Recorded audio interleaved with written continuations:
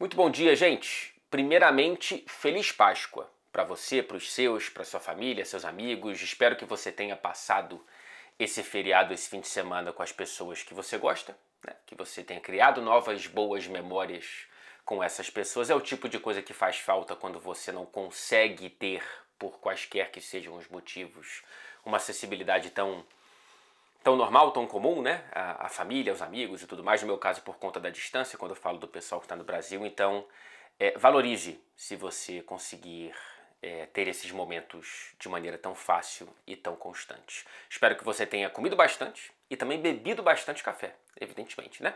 A Melita é o café oficial do Fred Café, está sempre aqui com a gente, apoiando o nosso canal e tantos outros que falam sobre esporte, que tentam trazer um pouco mais de informação e conexões, né, entre a especialista no café com especialistas em futebol internacional, no caso aqui do nosso canal, a Melita, que tem para o nosso grupinho aqui, que já está ultrapassando a marca de 250 mil seguidores, veja só você, quantas pessoas realmente, né, não tem aí um certo apreço com os canais em que ela se inscreve, mas a Melita oferece o nosso cupom CAFRED, oferecendo 10% de descontos em todo o site melita.com.br. Show de bola? A Melita é o café oficial do Fred Café. A Melita desperta você para sentir mais o esporte. Falando em esporte, o meu quase xará de sobrenome fez algo absolutamente histórico, né? Impressionante. Eu não sou um acompanhador e um profundo conhecedor de tênis de mesa, mas o Hugo Calderano consegue algo que, lendo quem entende muito mais do que eu, me pareceu um dos maiores feitos de um esportista brasileiro no século. Ou talvez, quiçá, na história, né? Que coisa, cara. Bonito pra caramba acompanhar quando a gente consegue ter esse tipo de... sei lá, esse tipo de vitória que choca o mundo, né? Que primeiro não asiático, por exemplo, a conquistar a Copa do Mundo de mesa e tudo mais. Enfim, não tô aqui para falar sobre isso. Aliás, o nosso Fred Café hoje vai ser um pouquinho diferente. Você já pode ter percebido, talvez, pela thumb, né, pela capa do vídeo.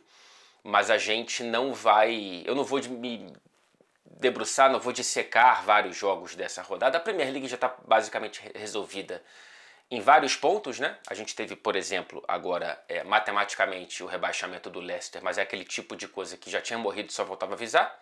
O título do Liverpool está chegando, eu vou falar do Liverpool, não à toa, a capa é Trent Alexander-Arnold. Vou falar sobre temas principais, que eu julgo principais, nesse fim de semana, que vai de Premier League até Série A italiana, passando um pouquinho por Championship, enfim. Já vamos dando uma mudada no perfil do Fred Café nessa segunda-feira. Não sei se vai ser pro seu gosto, se a sua predileção será atendida, mas eu espero que sim. Porque eu começo falando, evidentemente, do Liverpool. Resta um jogo para o Liverpool ser campeão e resta um contrato para ser resolvido. E havia de ser Alexander-Arnold o autor do gol dessa vitória tão importante. Ele entra aos 71 minutos de jogo voltando de lesão e ele marca aos 79 minutos de jogo o único gol dessa vitória do Liverpool fora de casa contra o agora matematicamente rebaixado Leicester City. Ele marcou de pé esquerdo. O Arnold, bonito, ele pegou na bola ali. Seria algo simbólico ou talvez até premonitório, se você quiser entrar nessa onda. É o último gol com o pé errado. Seria uma indicação de um passo em falso? Ou talvez seja apenas alguém tentando enxergar simbolismos em acasos, como, por exemplo, quem guia a própria vida com base nas constelações. E tantos outros exemplos por aí.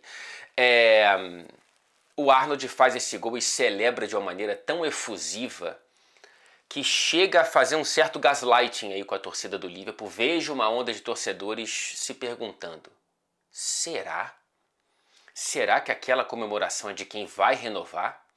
Será que aquela renovação é de quem vai virar tudo às avessas e sairá de traidor para o grande representante da classe trabalhadora local de Liverpool, cara?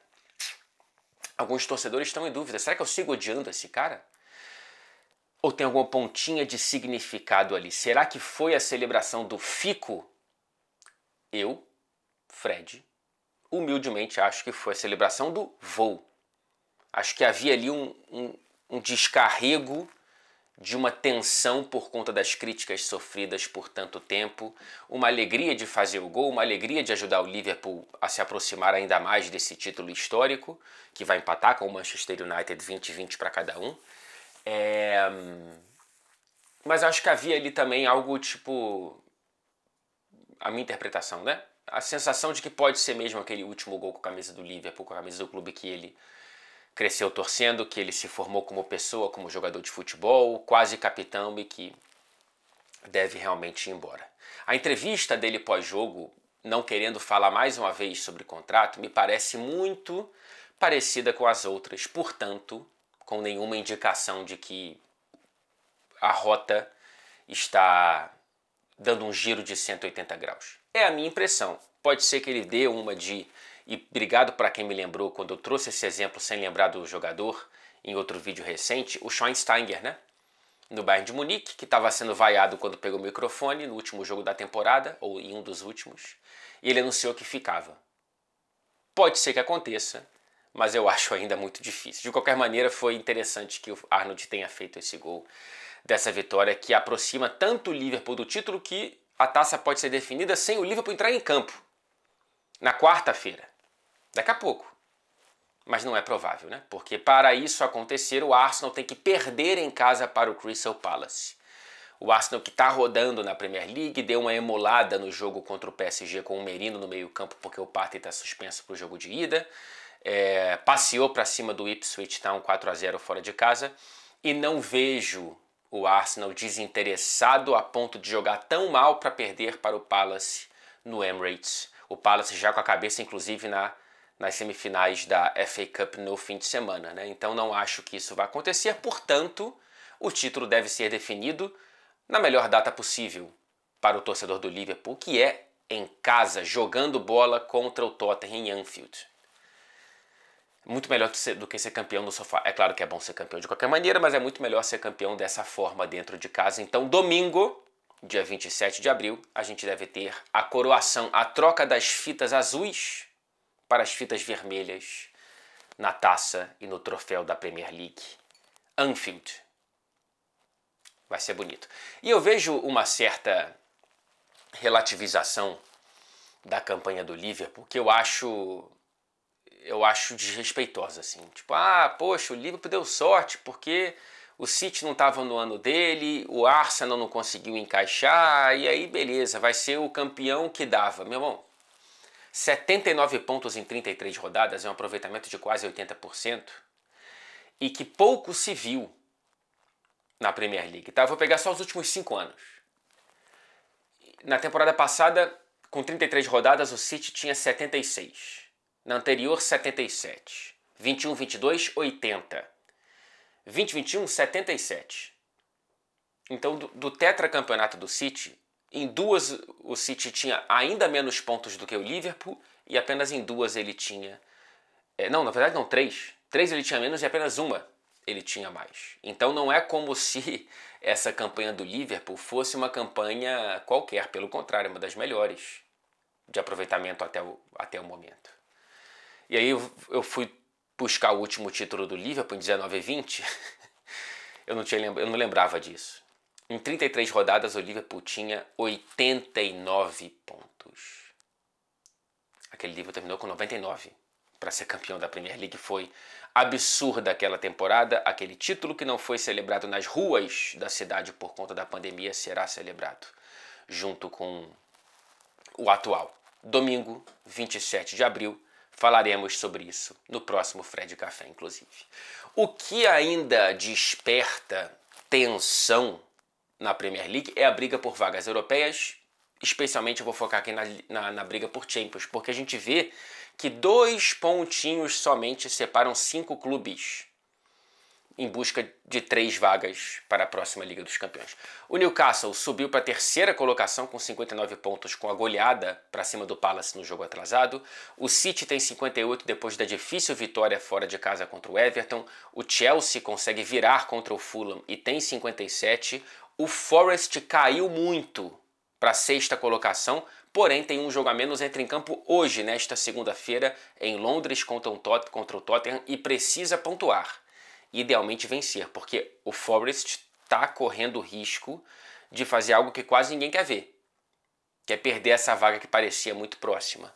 Então precisa pontuar contra esse Tottenham que está com a cabeça muito focada na Europa League e dá para vencer. E o Villa segue voando, goleou o Newcastle, impressionante, e tem os mesmos 57 pontos do Forest.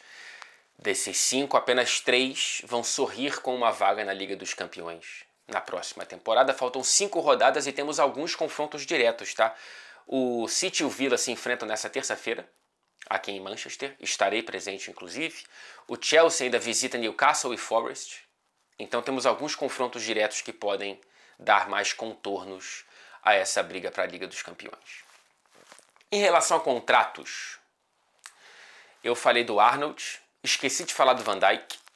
Gosto muito da renovação e acho que faz todo sentido que essa renovação dê um aumento salarial para o Van Dijk, porque ele tem 33 anos, pouco se machuca, está jogando muito, tem um nível técnico muito alto, e eu não vejo possibilidades de algo muito repentino de queda. Não vejo essa possibilidade disso acontecer nos próximos 2 anos. Então uma renovação de 2 anos, ele sai com 35 anos, e acho que faz todo sentido. Então a renovação do Van Dijk é perfeita, é o tipo de jogador que se outro clube contrata, chega com muito mais peso do que uma renovação. Vamos supor, o Van Dijk não renova com o Liverpool e é contratado pelo Chelsea. Nossa, ia ser uma contratação de muito peso. O Salah eu nem falo, né? Que é outro patamar, inclusive. Mas o Van Dijk é de patamar muito alto. Então são 2 contratos renovados que são 2 reforços. Faz todo sentido. E tem o caso do De Bruyne, que já tratamos aqui, só que depois da vitória em Goodison Park, ele parou para falar com alguns jornalistas e descobriu um pouco de amargor no que parecia ser uma despedida majoritariamente doce. A decisão foi do clube, o De Bruyne discorda, e mais do que o desejo de ficar, ele esperava, no mínimo, uma proposta, uma procura, mais conversas do que a única que ele teve. E no momento em que a família dele estava viajando, ele estava sozinho. Enfim, o clube parece não ter lidado muito bem com o timing e com a maneira dessa decisão. Abre aspas para uma das tantas muito bem colocadas pelo De Bruyne. Estou um pouco surpreso, não chegou nada ao longo de toda a temporada, ainda sinto que posso jogar em alto nível. 33 anos, cabe em muito time, na Premier League inclusive, que ele não descarta continuar.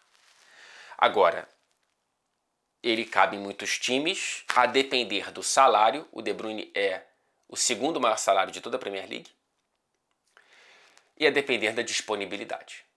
O De Bruyne não tem jogado um número razoável de partidas para justificar esse alto salário. Por isso que, apesar de talvez ter errado aparentemente no como, a decisão do Manchester City, na minha interpretação, é correta. Dói, é cortar na própria carne, despedir-se de um ídolo é muito cruel, 10 anos, mas despedir-se de um ídolo nesse momento é muito melhor do que esperar ele definhar diante dos olhos da própria torcida. Então eu sinto realmente que fez sentido.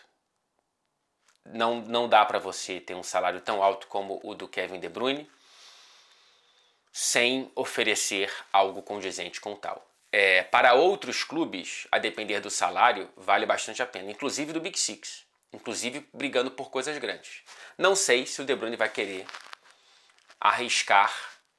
arranhar essa imagem com a torcida do City potencialmente. Porém, ele deixa bem claro esse amargor e esse incômodo e essa surpresa com a postura da diretoria do clube nesses meses finais de contrato. E aí, cara, eu queria muito falar mais de Championship, da segunda divisão inglesa, mas tem uma rodada rolando nesse momento em que você está assistindo esse vídeo, muito provavelmente, porque tem rodada às 11 da manhã, nessa segunda-feira, se você foi pontual, com o Fred Café.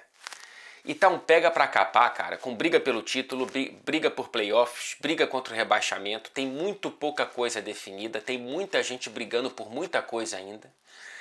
O Ramsey tá tentando salvar o Cardiff de um rebaixamento como treinador interino, o Ramsey, lembra? O Lampard tá resgatando o Coventry possivelmente para jogar playoffs, o Coventry que estava brigando contra o rebaixamento. Ainda faltam 2 rodadas depois da de hoje. E a gente vai falar de Championship em algum momento aqui, cara. Não sei se vai ser antes da rodada final, se vai ser antes dos playoffs, mas em algum momento eu vou me debruçar sobre a Championship, porque foi uma temporada muito mais emocionante do que a da Premier League, por exemplo. E várias outras ligas nacionais. Talvez não tanto quanto a Série A italiana. Porque, cara, Inter e Napoli tem 71 pontos. E de acordo com o regulamento da Liga Italiana, podemos ter uma final, um jogo extra, sem prorrogação, portanto, empate em 90 minutos, direto para os pênaltis, para decidir o título. Isso porque, na ordem ali do regulamento, número de pontos, o primeiro critério de desempate é confronto direto, Inter e Napoli empataram os 2 jogos 1-1, e o terceiro é saldo de gols. Porém, o saldo não pode ser definidor de desempate por título ou rebaixamento. E aí você cria esse jogo extra. A priori, no campo de quem terminou com a melhor campanha, que nesse momento é da Inter, pelo saldo de gols. Mas existe uma maneira desse jogo ser disputado em campo neutro. Como, por exemplo, na única vez na história do campeonato italiano que isso aconteceu, que foi em 1964. Inter, mais uma vez a Inter, contra o Bolonha. O Bolonha campeão, vencendo a final, esse jogo extra, por 2-0 em Roma, no Estádio Olímpico. Foi o 7º e último título do clube de Bolonha, inclusive. E o Bolonha que acaba de vencer a Inter, né? Nessa rodada por 1-0 com gols de 94, colocando mais molho nessa briga pelo título. O Napoli tinha vencido o Monza. E aí a gente fica na expectativa. Faltam 5 rodadas, né? Não é tão provável assim. Porém, faltam 5 rodadas. A gente está muito próximo de talvez isso acontecer. Aliás, o Napoli venceu com o gol do McTominay, né? Que acho que soma 9 gols na campanha. O McTominay está brilhando muito por lá. E vamos ver quem é que vai ser campeão. A Inter, que pode terminar, inclusive, com o título da Champions, né?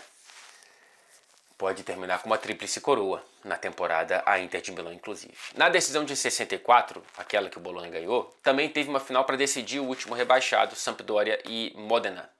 Ou Modena? Eu acho que é Modena. Enfim, a Sampdoria venceu e ficou na primeira divisão. Tomara que aconteça, né? E tomara que vá para os pênaltis, cara. Desculpa, né? Quem tem o coração envolvido em algum dos 2 lados, mas seria absolutamente cinema. Até o próximo vídeo.